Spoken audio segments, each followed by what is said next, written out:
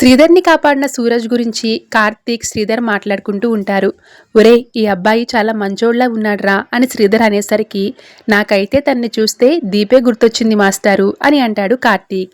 ఇక అప్పుడే డాక్టర్ లోపలికి వస్తాడు. శ్రీధర్ హెల్త్ గురించి మాట్లాడుతూ మైల్డ్ స్ట్రోక్ వచ్చింది, మరొకసారి మీకు హార్ట్ అటాక్ వచ్చిందంటే చాలా కష్టం, బైపాస్ సర్జరీ చేయాల్సి వస్తుంది, అదొక్కొక్కసారి ఎలాంటి పరిస్థితులకైనా దారి తీస్తుంది అంటూ హెచ్చరిస్తాడు డాక్టర్.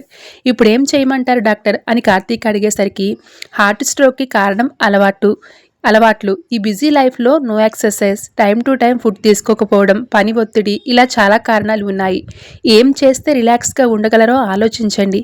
మీ నాన్నగారు ఒక 2 రోజులు హాస్పిటల్లోనే ఉండాలి అని చెప్తాడు డాక్టర్. సారీ డాక్టర్, నేను ఇక్కడ ఉండలేను. ఈ విషయాలేమీ మా ఇంట్లో వాళ్ళకి తెలియదు. తెలిస్తే బ్యాచ్ మొత్తం ఇక్కడే ఉంటారు. ఆ తరువాత నా పరిస్థితి మరీ దారుణంగా ఉంటుంది. ప్లీజ్ డాక్టర్, నేను ఇక్కడ ఉండలేను అంటూ రిక్వెస్ట్ చేస్తాడు శ్రీధర్.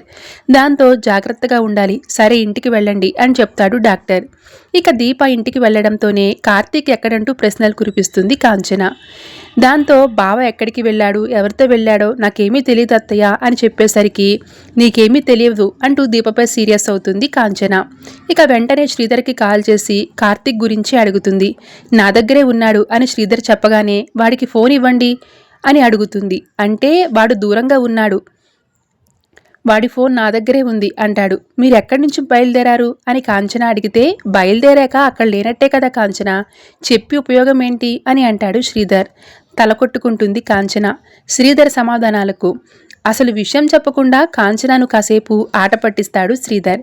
మీకు కాల్ చేసి తప్పు చేశానండి అని కాంచన ఫోన్ పెట్టేయగానే అంతా విన్న కార్తీక్ ఏంటి మాస్టారు, స్టాండప్ కమీడియన్ లాగా అని తిడుతూ ఉంటాడు.